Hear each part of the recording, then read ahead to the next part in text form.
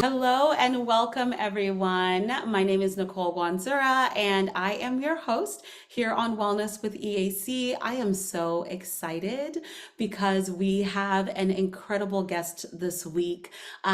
We have been chatting offline, and I was like, wait, we've got to capture this. So, my intro is not going to be too long because I want to dive right back into the conversation because Chiedza and I are just two women who love Jesus, who are in marketplace ministry and doing some really cool work in our respective areas, but also coming together in a very collaborative sense as well. So I'm excited for her to share her story.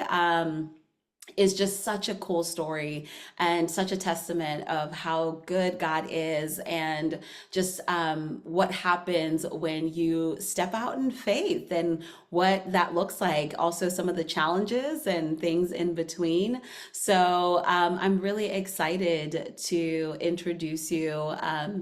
To Chiedza Juru. She is the president of Annot, and I want her to tell you a little bit more about her and about the work she's doing, a little bit about her background, and we're going to continue the conversation. Chiedza, welcome to the show. Thank you, Nicole. It's such an honor to be at your show. Absolutely, absolutely. Please tell us a little bit more. I mean, it's more than the title, more than, just, I mean, I remember when we were chatting, when we met face to face and realized we were already connected on LinkedIn. And I remember so distinctly when your profile came across my feed on LinkedIn, and I was like, oh my goodness, she's involved with the Higher Life Foundation. Oh, she's at Harvard. Oh man, who is this woman? She's Zimbabwean. She's doing amazing things. I want to get to know her. And I think that was probably an entire year between us connecting online and then meeting in person. So that was just like my little glimpse from the other side of the internet. But now that we've gotten to meet and learn a little bit more, I would love for you to share with folks a little bit more about you. Sure. So I'll start with my background. So I am a Zimbabwean. I come from Mashingo, and my parents were educators. So both my mom and my dad were teachers. I grew up in a middle class family, but there's a moment where things got really difficult for us, especially when my father passed away. Mm, That was in 2004. But I think being raised by teachers, there were certain things that we just learned to embrace, which is the power of education. Our parents would always remind us of how important it is to get an education. My parents were very strict, and so we always, followed the rules and we're just trying to do the right things. They would make sure we went to church, every Sunday. At that stage, we didn't quite appreciate it as much as I do now, because it was like, come on, that's a lot of time we're spending at church. But I think it is some of those values that our parents instilled in us that carried us through. So when I mm, was in high school, in Form 3, I lost my father in 2004. And that was the moment where I felt like I wasn't going to be able to achieve my dreams. My mm, dad was one of my biggest supporters because he understood the power of education. My dad grew up in the rural areas, and he was able to lift up his entire community, his siblings, because he went to school from the rural areas. And so he would always be invested in, let me see your school report. How are you doing? And so that was one of my favorite activities at the end of each term, to show my dad my report. So mm, when he passed on, my mom was struggling with 4 children. I have 3 other siblings. And that was a moment where I could have lost an opportunity to pursue my destiny entirely. But the help of other institutions, community members, my mom's family, her friends, as well as Higher Life Foundation, which gave me a scholarship, opened doors for me to go to school. And so I went to school, to one top schools in Zimbabwe. And years later, I would get another scholarship from Harvard University to study an MPA program. And so when I look at that entire journey and how other people chipped in to help me, particularly to help me to get an education, I mm, always feel a responsibility to help other people. And my favorite scripture, to whom much is given, much will be required. And so I feel that I've received a lot from the community, from God, and I and many others have a responsibility to do the same. So that's my background in terms of the things that drive me or my values. That is so powerful. And such a significant loss in life, right, is incredibly impactful. I mean, I've never experienced that depth of loss. The closest was my grandmother 2 years ago, and Mm, that about crippled me. So I can't even imagine the depth of that loss, right? As from a father and then a husband, and the impact of what happens. And so, by some societal standards, you had every right to then just give up mm, and live in a woe is me situation and say, because I didn't, right? I think sometimes in American terms, there's, these coined terms of daddy issues. And mm, so it's kind of, oh, she's like this because she has daddy issues. She's mm, like this because she didn't have a dad growing up. But mm, that was not your story. That was not the outcome of where you were. Um, the time that you had with your father and the foundation of having educators as your parents, and the Lord was watching over you then and continue to provide for you, um, while your dad is in heaven, while that reunion awaits to happen. But mm, he provided for you, for your mom, for your siblings. I mean, from Mashingo to Harvard, that mm, in itself, you could have said full stop, right? mm, That's mm, it.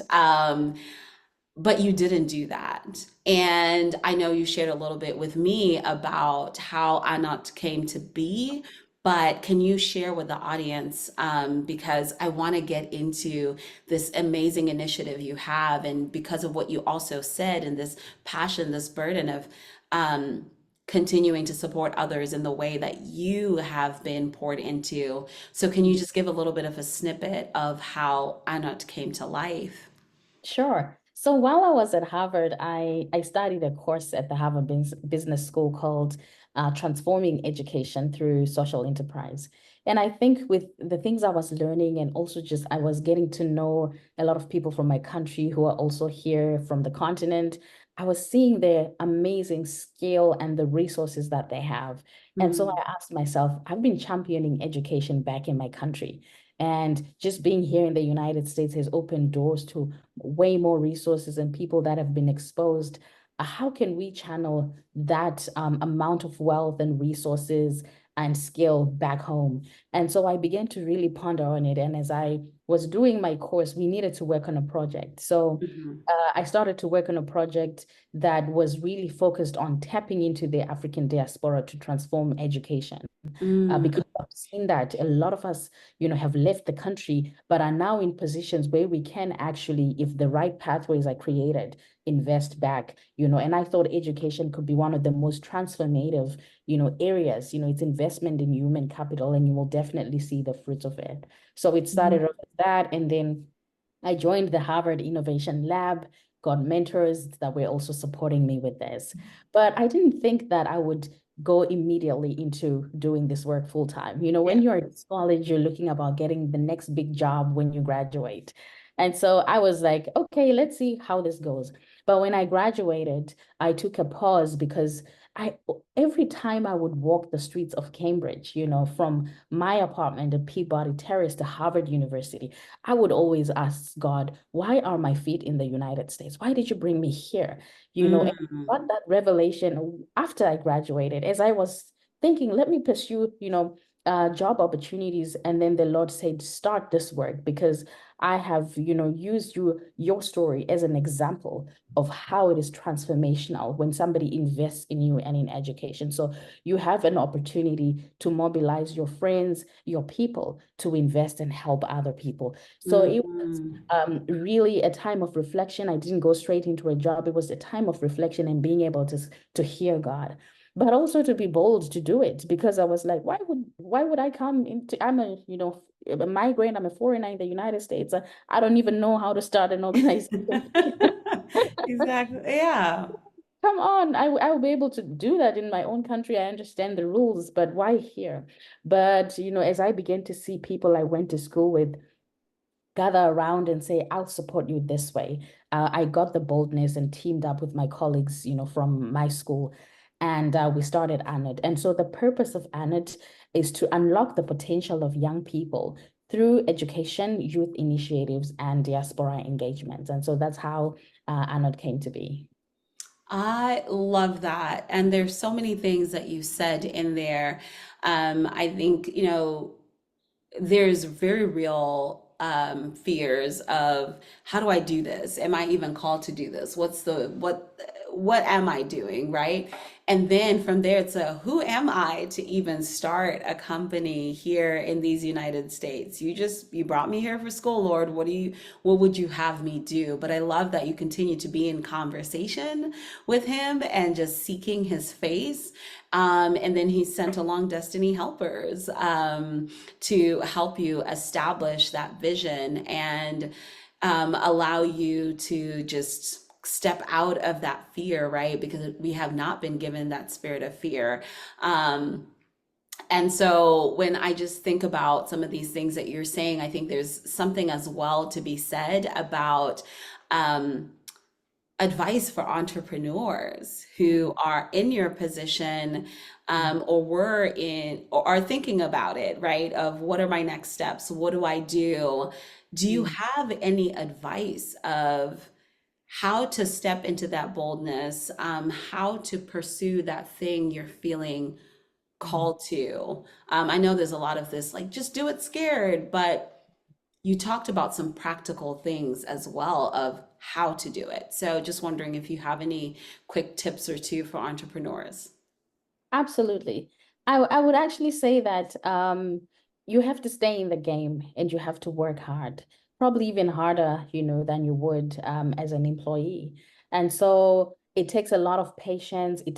I would talk about long suffering, for you to be able to birth something. So work hard on your initiative. Do not give up, is one thing I would say. And then be able to ask for help Mm, and seek out other people that have walked the path. I think one of the things I did as I was setting up my organization was to have so many conversations. And I think that's how I also managed to meet Nicole. You spoke at Tanaka's graduation, and I was just blown away. I said, wow, this woman is amazing.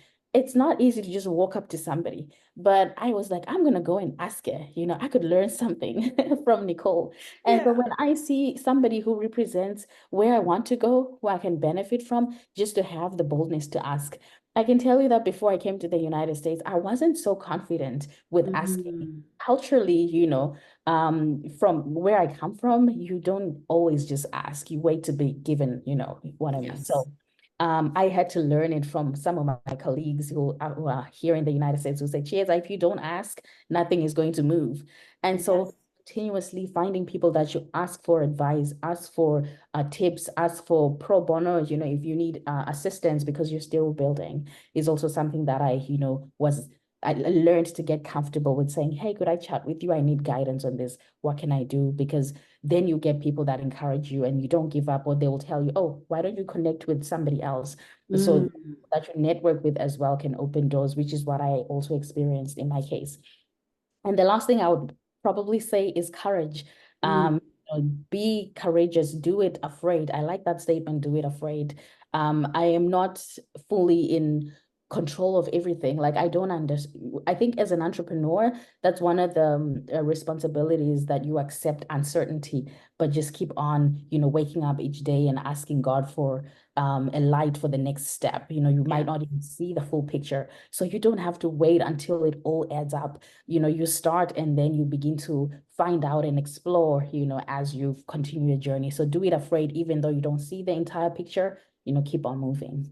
Oh, thank you so much for those very practical steps. And it's so important because of those journeys. And I think especially I'm in the season where I'm taking some of that advice of boldly speaking to people. And I said this a couple of times and just been in conversations with people of it's time I'm seeing myself the way God sees me. And Mm, if He has these plans for me, these plans that are to prosper me, these plans that are not meant to harm me, that are giving me a hope and a future, why am I waiting in a corner yes. and waiting for those opportunities to find me? Mm, If faith without works is dead, I have mm, the faith, but if I'm not putting one foot in front of the other or mm, clicking and reaching out to people, mm. how am I supposed to know what's on the other side of that door? How am I Absolutely. supposed to know, right? And so I appreciate you saying that, because that's just a daily reminder and encouragement of just go do it. Not Mm, everybody's going to, you say, God, give me $1 million. mm. USPS is not coming to deliver a bag of money. They're just not. Yeah, They're not. And if they yeah, do deliver a check, it's because you've done some work. right. And Yeah. it's like, God, I'm going to do my natural. You Mm, put your super, we make it supernatural. And right. that's how the things come out of it. And then, so thank you for sharing that, because that just courage. It's hard, or we get complacent, or we get, more than anything. One of the other advice I'd like to add to this is it doesn't matter what people think, Yes. especially if those are people that are not in your corner. Mm-hmm. They're going to say whatever they want. Mm, I know in the Bible we're taught to seek wise counsel, and that wise counsel, keeps you grounded, whether it's like your really good friends, mm, your pastor at church, the elder, but sometimes the Lord will use a random person on the street. mm, Because he's such a gentleman, he's going to pursue you.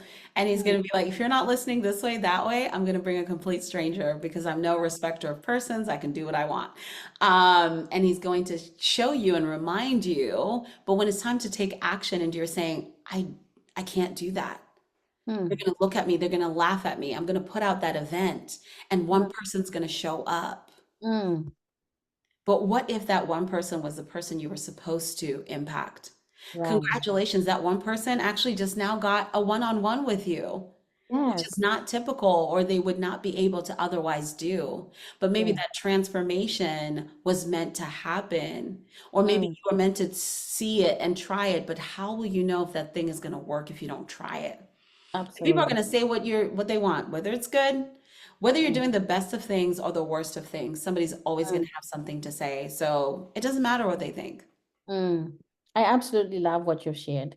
It gives you the courage to be able to say, if two people show up or three people show up, that's good enough. One of my Harvard professors always used to say, you can't measure good. You can't say, I've done enough because I've, helped millions of people versus somebody who's helped two people, because you can't put a measure on good. Yeah. And so being able to have, one person that you transform their life, or one person who comes to your event, or one person who says, I'm going to join the challenge and I'm going to help somebody, that is good enough. That's already a life transformed. So being comfortable with, taking baby steps and appreciating every moment, every person, every individual, being full of gratitude and not having a poverty mentality where you see like, where you're supposed to see abundance and celebrate Mm, success, of small steps, is also the mentality that really helps you to be able to push ahead, appreciating every small step mhm. as you build. Absolutely, absolutely. And speaking of, that positive mindset and just outlook, what is one thing you're really proud of right now? Oh, that's a great question. I think the one thing I'm really proud of is being able to pursue my destiny and my Mm, purpose in life. We all have a purpose, right? It's Jeremiah 29, verse 11. The Lord has great plans for us, but sometimes it's very difficult to pursue your purpose because there's so many other things as well that are happening in the world. And yes. so you might think, oh, my purpose is my career, or there's a lot of things that can confuse you about your purpose. But just being able to hear God and be able to say, oh, this is what the Lord has consistently said over my life. And now I have the boldness to pursue it, is the one thing that I am proud of, because I want to live a life that is meaningful, a life that fulfills the reason why God created me. So for me, the one thing I'm really proud of is actually starting Annot Inc. and having a team of people to work with who have Mm, joined, hands with us. It's being able to pause my life and actually sacrifice a number of things just to be able to birth this organization. It's mm, also being able to, in that process, realign my priorities, and make sure that whatever I'm doing is really helping me to move the kingdom of God, and to be able also put me in a place where my wellness is important as well. yes. Because in my previously, I would be able to achieve things, but I think that sometimes I wouldn't be able to bring in the wellness aspect. It didn't matter to me Mm. as much as achieving things. So pursuing purpose and having the courage to do it, but also do it with the wellness and the importance of balancing other aspects of my life, is the Mhm. one thing that I am so proud of, because it has been a challenge before, to be able to balance out all the aspects of my life. I love that. I love that. Thank you for sharing that and specifically addressing it to the wellness perspective. I mean, that's all we talk about, especially career wellness. It's so important. If you are not taking care of yourself or giving opportunities to do that, and sometimes it's not a big to do. I think sometimes people don't always do that because they're thinking kind of like decluttering, which I was learning this weekend. I have boxes and boxes and bins of things that Mm, either need to go into the garage or be given away. But I mm, kept thinking about it as a big to do. And then I was watching a random YouTube short, and somebody was like, when you're taking out a plate out of the cupboard, or you're cooking and you're looking at utensils, if there's something that's in there that you have not touched in months, take the mm, opportunity to grab that thing and put it in the donation box or toss mm. it if it doesn't work anymore. That's how Yeah. you declutter. It's just a Mm, part of what you do in right. your nightly cleanup. It's just a Yeah. part of that thing that you do. And that's Mm, part of it with wellness. Getting so caught up in the things that we're doing and running, especially as business owners, right? We're doing all of these things. And I remember I quote my student all the time. Shout out to James. He told me, he was like, there is no first class prize for running yourself into the ground. wow. That's really deep. I've never forgotten it. He told Wow. me this really early into starting my Mm, business. And I forget about it mhm, sometimes. But the moment of nothing is going to happen mm. that's going to be life shattering if I take my kids out to the playground in the morning Yeah. and start work at 10. Yes. I love that. Or I take a lunch break with them Mm, and do something, or I go take my laptop yeah. to the porch and I work from the porch with some bug spray. Summertime has not been good. I know. Tell me about it. Okay, are you okay? Do mosquitoes love you too? They do. They overly love me. It's a challenge for me. Okay. You know what? Sometimes I'm like, God, it cannot be this much of a burden to have this chocolatey, sweet skin, Lord. It's just I get eaten and my skin reacts like I just had an allergic reaction. So if I do sit on the porch, Mm, it's yeah, one of my desires is a screened in porch. So I don't have to deal with as much of that. But whichever way, right? Just taking that time. And one of the mm. things I'm starting to implement more this summer as well is just taking, whether it's 15 minutes, 20 minutes, um, to just sit and think, Yes. because I started to figure out every time I'm on the road and I'm driving or something, and the only thing I'm doing is driving, my mind is free to think Mm, about other things. So that's when I find myself just coming up with fun ideas, coming mm. up with something useful, or in the mornings, making sure now, okay, you know what? My quiet time with the Lord, my devotional time, that is non-negotiable. every Mm, single day of the week. It is non-negotiable. But those are pockets, when you add them all up, it mm, turns into this self-care. It's this wellness. But it's a part of my everyday versus I need to carve out the specific time. And yeah. then I'm like, it could be a massage, but I've got to take this and then I'm going to drive. Then by the time I get there, and then, it's only going to be temporary anyway. By the time I get home, the kids are tearing up the house. I'm going to be tense and it'll be a waste of money, you know? So thank you for addressing that. I know I say it with a little bit of sarcasm, but it's important to incorporate that. I just love how you've further expanded how you should incorporate it in your day to day. Mm. Because I'm a very structured person. So Yeah. like I plan out everything, and I want to be in control of the entire day. Okay, if I'm gonna rest, this is when I will rest. But Yes. I think that, I have learned to be okay with I'm feeling tired right now. I'm not productive. I'm gonna take a break and I'm gonna go and take a walk. Yeah. In previous, self, I would see that as that's a lot of time I'm gonna waste walking. Yes. One thing that I would always kick out once I feel like I have a lot of pressure, I have so many goals to achieve, is the health and wellness. Because Mm. but you know what, I'll just miss gym, I'll stop running or miss your prayer, your morning prayer. And yet those are the things that really give you a solid foundation to go through each day. So now I am okay with just taking a break or saying, I'm going to take a nap. And when I wake up, I'll be better and I can continue. Or I'm going to take Yes. my son to the park, which was not the case before. I was so driven, such a workaholic. My joy was just in work. It's, Mm. but I think now I've just reset my priorities, and what's at the very top is my spiritual life, is God. Yeah. Do I have time to read my Bible? Do I have time to pray? Because the purposes come from my creator. And so I should be able to communicate with them daily. Then the Yes. next is actually my family, Yes. because my family is always going to be there, with me, whether I have a job or I don't, or I'm well or I'm not. They are the most consistent people that are always going to be there. And Hmm. then my career.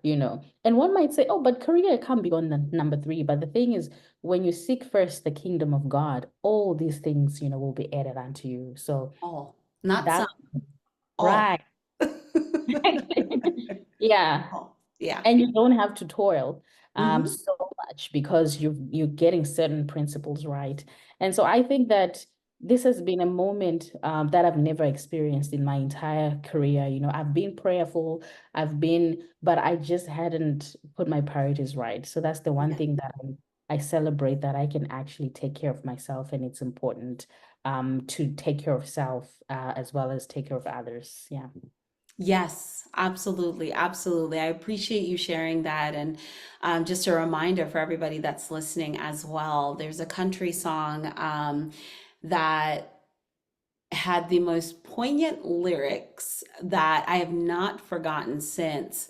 But in part of the chorus, it says, I've never seen a hearse with a trailer hitch. You Mhm. can't take that stuff where you're going. You can't. This is the reason why, unfortunately, people go and rob graves and do terrible things because people want to be buried with their stuff and goods and whatever. Mhm. But where you're going, you can't take it. Right. Exactly. It's not going to be there with you. And honestly, from the way my Bible describes what's going on in heaven, I don't even Yes. want it anyway. I don't. I want to enjoy it here on earth, but my treasures that are stored in heaven, and those streets lined with gold, oh, it's going to be so much better over there. But for now, I need to be a good steward of Yes. my family, of the gifts of my family, the gifts of our lives, and gifts of the funds that we have when we're like, God, give us $1 million. Well, Mhm. one thing I'm learning about being a kingdom entrepreneur, Chiedza, you can probably attest that the Lord's Yeah, going to give you that money, but it's assigned to do something. exactly. Yes.